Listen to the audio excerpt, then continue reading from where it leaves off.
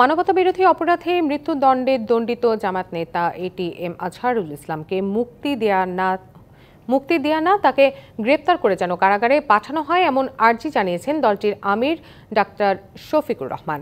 সকালে শরীয়তপুরের ভেদরগঞ্জে এক পথসভায় এ দাবি জানান তিনি বলেন, আজহারুল ইসলামের মুক্তির সঙ্গে সঙ্গে বাংলাদেশ পুরোপুরি মুক্তি পাবে না, তবে একজন মজলুম মুক্তি পাবে। 15.5 বছর জামাতের ওপর জুলুম চলেছে অভিযোগ করে জামাতের আমির বলেন, ফ্যাসিবাদী সরকারকে সরানোর জন্য আন্দোলন চলছে। রাজনীতিবিদরা না পারলেও ছাত্রদের নেতৃত্বে বাংলাদেশ মুক্ত হয়েছে বলে দাবি করেন তিনি।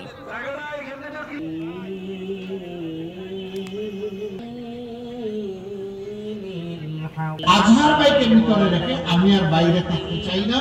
সরকার যেন আমাকে গ্রেফতার করে কারাগারে পাঠানোর ব্যবস্থা করে। আমরা সরকারের কাছে স্পষ্ট জানতে চেয়েছি, তিনি এখনো কারাগারে কেন? মিথ্যা মামলায় যার উপর জুলুম করলো আওয়ামী লীগ, এখনো কি সেই জুলুম চালু থাকবে?